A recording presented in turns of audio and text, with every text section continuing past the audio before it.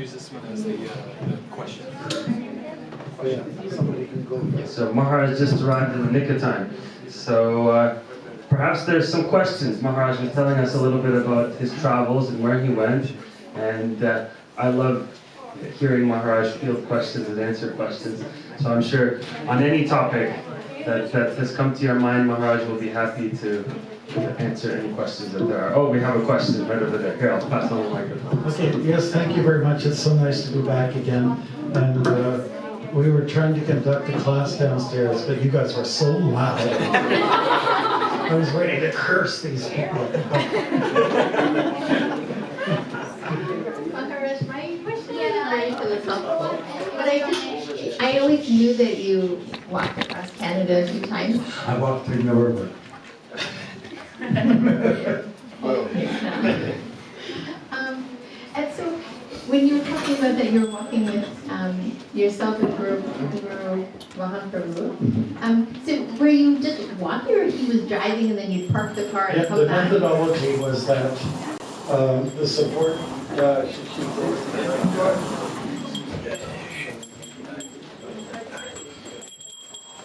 the methodology was that my driver, my support guy, would drop me off at the spot from where I left off the day before.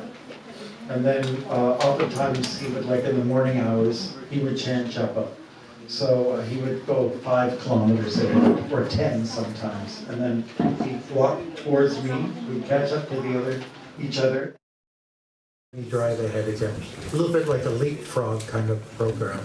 And that's how we did it in some cases. Then usually somewhere, then he'd have to take care of responsibilities like dealing with the media, and that means he'd have to get off the road, buy us some produce, food that we could cook, and that kind of thing.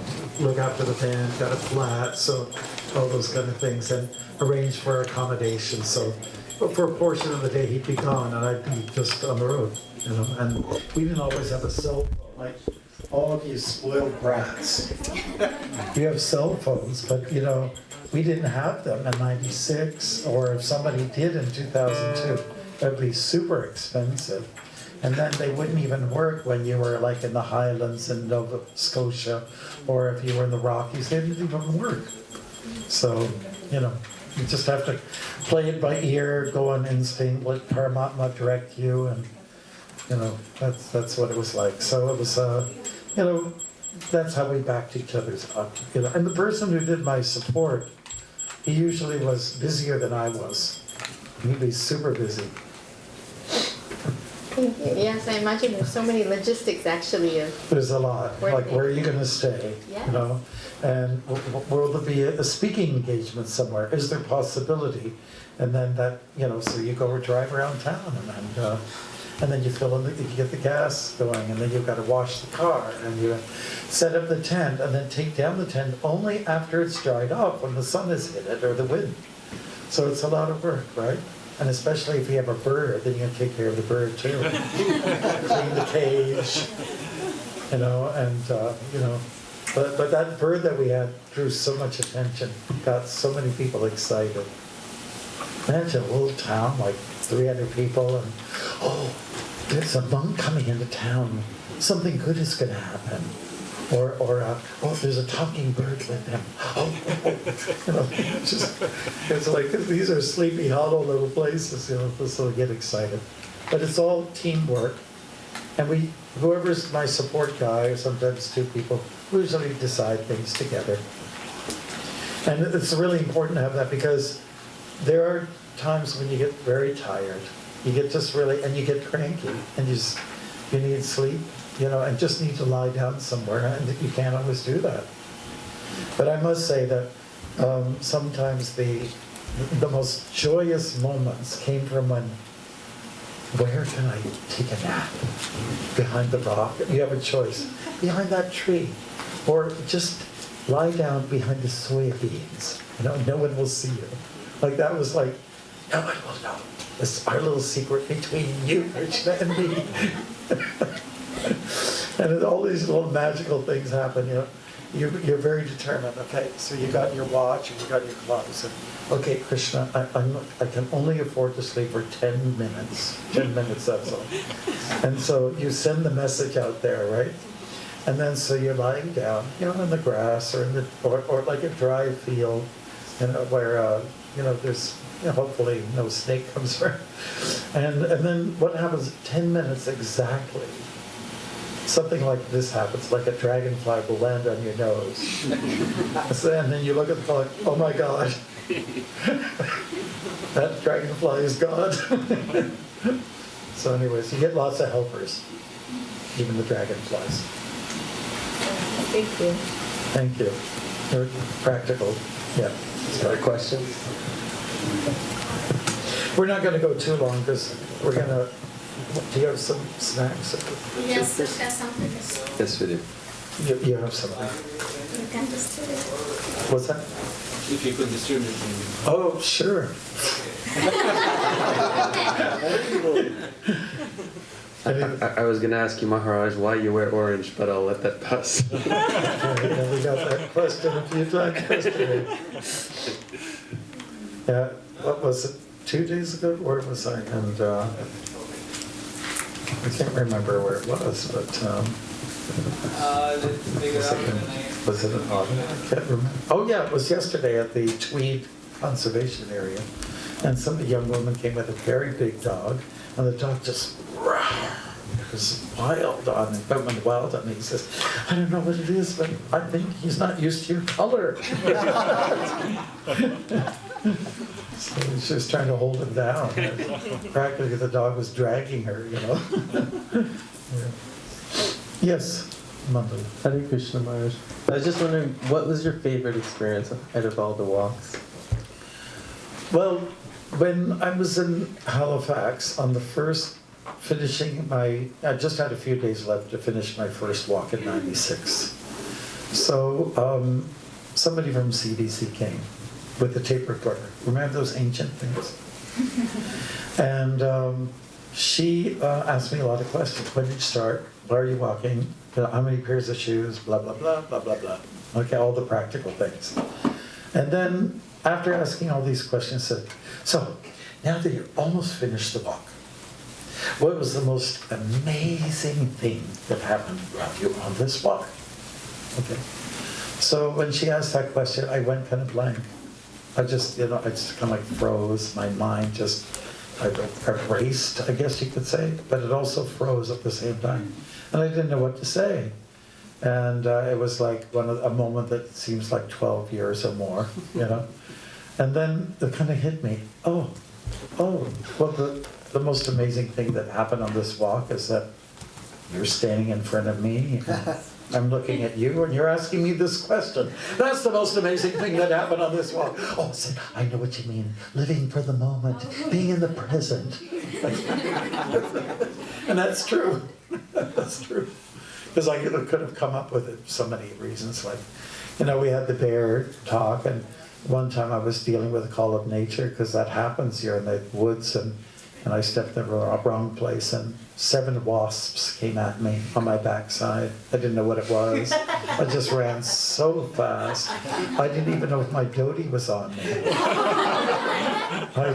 It was so piercing, I was so uncomfortable that when I got to the van where Madai was taking his, having a little nap, like so, and he sensed that there was something irritable, in me. Is everything okay? I said, yes, everything's okay. I just don't feel like sitting down right now. I'm going to keep walking. I didn't tell him till later on. So, because of what a normal person would probably go to a doctor, You would get all those injections, from 7 heavy bites. But I just had faith in Krishna. And the walking makes you so robust and strong that eventually it went away. Yeah. So that's. Anything else? Yep. Hare Krishna Maharaj. Hare Krishna. I was wondering what really inspired you to start your walking journey. Many things. I mentioned earlier on, one of the most important motivations was that Prabhupada was going, we will be celebrating his 100th anniversary. You know, had he lived, it was his centenary. So I thought I want to do something special. I said, I want to walk across Canada. I'd been across Canada a few times driving and it was boring. I wanted to get out. I wanted to see the trees. I wanted to deviate, go into the woods. I wanted to go by the river. I wanted to smell things. I want to touch everything. I want to see the animals. And so that was one thing. And then the other thing is that I was doing a lot of administrative work, and there's, you know, you're in a community for a long time. There's a little gossipy dynamic. I just have to go for a change. I have to go for a walk. So I walked away from it. And, you know, I put kind of like the mission to action. You know, what was in my heart? Let me have a change, make a paradigm shift, and so I did it. And then, you know, you find out, well, you're a monk, aren't you? So you're walking. Well, don't monks walk? That's what you're supposed to do, and that's what the public thinks. What's really funny is that, you know, when I started walking, and even some devotees who are, you know, close or not close, said, you're walking? Well, isn't that sense gratification? You're just trying to get attention for yourself? No.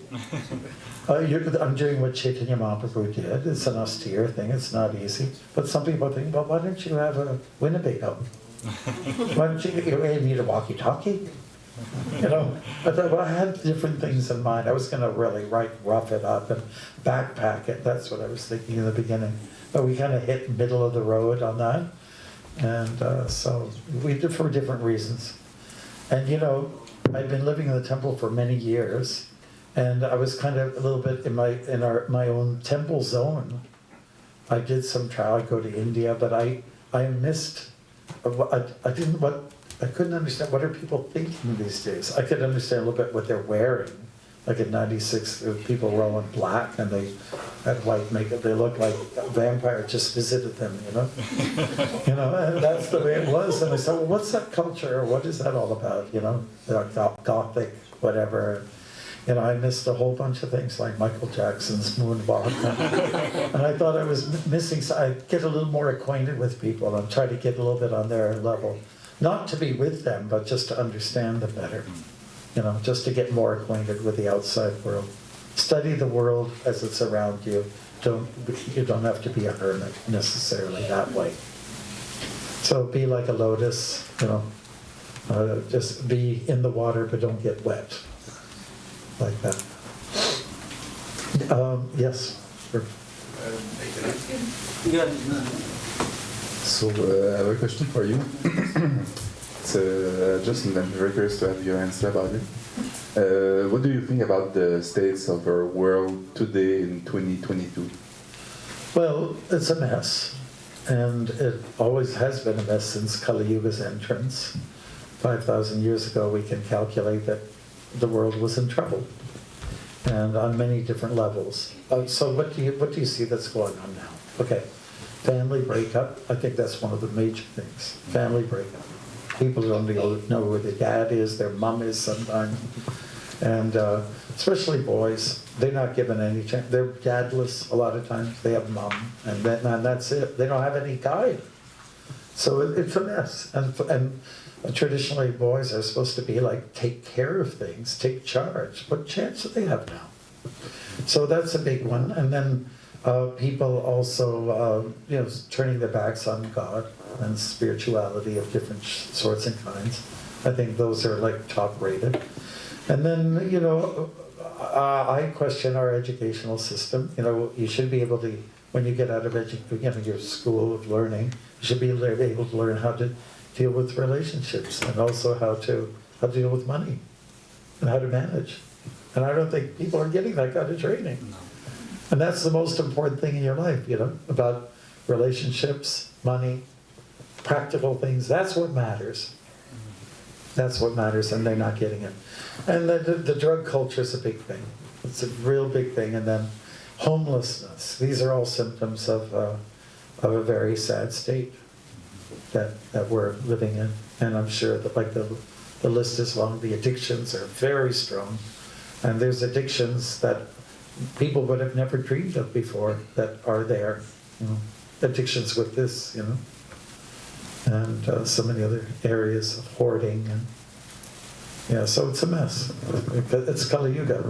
So what do you do about it? You slowly, try to go for some kind of restitution. We'll try to help people. First of all, you have to yourself become a sort of a reinforced individual, become surcharged with spirituality. You have to become very Krishna conscious, and then you can help other people.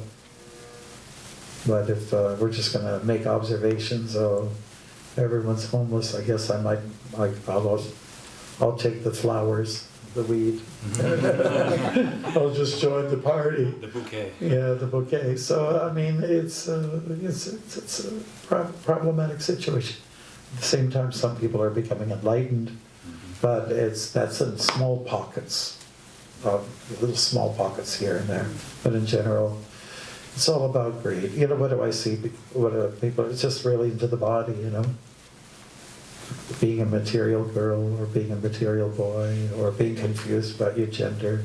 I think that these are, like Prabhupada said to one chap, he said, decide what you are, do one or the other, and do some bhakti. Yeah. And don't stay in the state of confusion. So Kali Yuga is recognized for its there's hypocrisy and quarrelsome. There's always a conflict. And people don't see the end of it. So it's like that even with couples, partnership. People quit on each other so easy. But where's the patience? Where's the tolerance? So much strength comes from sticking it out, working with it, and coming to a beautiful end. Just like, say, for instance, walking. It says, too tired. I remember being hit really hard when I was in Calgary after doing the mountains. And I looked at the map of Canada. I says, oh my God, I still got this whole thing to do. What did I get myself into here? And I asked Krishna, please help me with this. And then he did. And just kept going. So you really have to search for strength and look for it. The strength comes from the source, Krishna. And a happy life is a wholesome life, and a wholesome life is a spiritual life. Right? And that's why Krishna was so adamant about, like when the war came on, he said the most important thing is we have to have Dharma in our society. Because what Duryodhana and company represented was everything that's adharmic, everything that's sinful. As you know, the events leading up, like the shaming of Draupadi and all those other things that stacked up in the Mahabharata. And Krishna was saying, it's time. We have to have the right leadership. And we have to follow principles of Dharma. Duty, responsibility, morality. All that good old stuff. Old school stuff in a new age. New era. Hare Krishna, thank you for the question. Anything else? I don't think we want to go on too. Yeah, go ahead. Thank you. What are you talking about the instinct? Instinctiveness with yes. Mm-hmm. So, scripture says about Cheta Guru. So, in your walks, how it helps you, and is it a representative of Krishna? How you see it? So, because in day-to-day life activities, we see that our consciousness, instincts really works for us. Sometimes you have an urge to do something, and you make a move and it works. So, how do you elaborate? Well, just like to give the example in the walk, that was an instinctive thing. I'm a monk, I've been around, I'm a sannyasi. I should be leading a simple life. I should be leading an example, and lead a simple life and be that kind of example to others, Be like that kind of a preceptor through action. So that was instinctive, and Prabhupada said something about instinctiveness. It's when the Paramatma acts on you. So if your question is centered around what is instinctiveness, one thing that we can do is, like, if we're reading Shastra, and read all the great stories. And many of the stories are parallel to your own life. And when you see that someone has sort of hit a brick wall and you feel I have to make some decisions, some action, so you can call that instinctiveness, when you take some, make some decision what to do. It's a matter of looking at what Shastra has to say, which is all basically the breath of the Lord. And if your thoughts are somewhat aligned with what we read about, then maybe you're on the right track. So, just want to clarify, there's two things. One is samskaras, as we say, there's natural inclinations Right. for us, and one is samskaras, and another thing is the instincts that somehow we go deep within ourselves and find what is natural what for is, Yeah. what is really natural for us. Yes. So both the things are different because some people are doing wrong things, some are doing right thing. It's just based on the inclination we have from our past samskaras. Mm-hmm. But how you differentiate and how you really look, because sometimes we look inside and there's an inner voice. How you should define it's right or wrong. Well, I would say this, that don't just rely on yourself for all the answers. Our culture always talks about get guidance, go to experts. Experts are parents, experts are aunts and uncles, experts are teachers, experts are some of your best friends, your big brother. Experts are guru, people who are spiritual, those who have controlled their senses. These are the people that you go for guidance for, blessings. So if you just want to sort of like swim around in this world on your own, you'll end up in trouble. So much strength comes from, working with a team of people. Mm-hmm. And a big thing in people's lives is, I'd like to have a life partner. How can I find the best for it? Well, a little bit is instinctiveness. Another one is, people who really care about you. They have an idea of what you're made up like. Have you ever had that before? I've run into that so many times with young folks. I said, I'm really in love with this such and such. And then if the friend goes, oh, no, because you're blind, you're blind at that point. So to avoid the blindedness, take some advice from others, like the people who really care about you. So all I'm saying is that go have mentors in your life, have gurus in your life, and don't just depend on your pea-sized brain, or don't just go, this is what my heart tells me. Yeah, but what happened to your brain? Did it shut off? And in many cases it has. Even Prabhupada talks about when he was young. I'm just saying this is kind of a critical thing in people's lives. Yeah, his parents had decided, for him, and I'm not saying we have to apply that in this modern day and age, but he had an idea of someone in mind that he would like to get married because she was very pretty, and so, but his father said, no, I don't think she's the best person for you. I think it's better that you just have, so anyways, he made a decision. And Prabhupada understood at the end, okay, he just accepted some guidance in that regards. And it kind of worked out. Yeah, kind of, when I say. There's no perfect relationship. Have you noticed? Even Sita Ram had their differences. Radha and Krishna have their differences, Prabhupada and his wife had. Prabhupada tells the famous story of Gandhi, and his wife, they have their differences in South Africa. When they were there, he asked her to clean the latrine. It's a famous story. Yeah. And it was a communal situation. He goes, it's your turn to clean the latrine. So no, I'm not going to do that. So then they had an argument. He roughed her up a little bit, and then after a while she kind of relented and goes, okay, well, I'll play as part of the team. But they had that conflict, and that happens. So we shouldn't just let smaller conflicts, destroy us. Well, that's just another topic. But anyways, take advice from people who know you and care for you. Don't just do it all alone.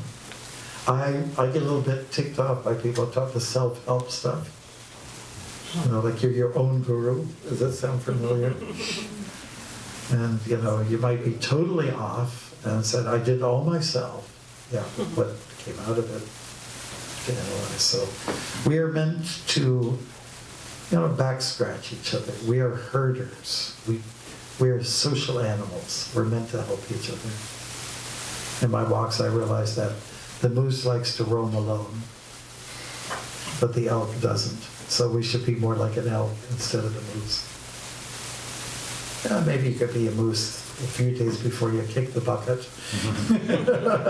You don't want anything, you don't need anybody else, but basically we're herders and we help each other. Okay, I think that maybe we should, yes, another quick, the last one. You're the MC, right, aren't you? Or? Yes. Okay. So the other good question, I can make a good person. Well, we didn't have a chance, so let's give her a chance. Is that okay? Okay, go ahead. When you said that you had an inspiration driven by how you wanted to live a simple life, and that could be an inspiration, when you've chosen that path of setting an example, that takes a lot of willpower from you. It's a lot exhausting, I think, because it's mostly the motivation is driven by self, because you have to lead the path. The leader always gets a lot of burden on their shoulder. How much of help we should get from elsewhere, and because once we have taken that path of choosing only the rightful things, doing the rightful decisions, making one small mistake, one imperfect thing, trying to be that perfect thing, makes us a bit bewildered. Like one mistake, it's very scary. So do you want to just talk about the mistake? Is that where you want to? You'd like to highlight that? Sometimes it becomes just to maintain that image. Are we doing it? It kind of gets distracted from our original. Because of a mistake. Yes. Okay. Well, first of all, I would just like to say, don't do anything just alone.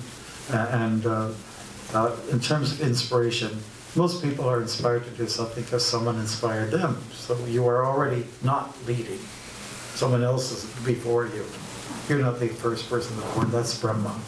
He takes that claim. Nobody else does.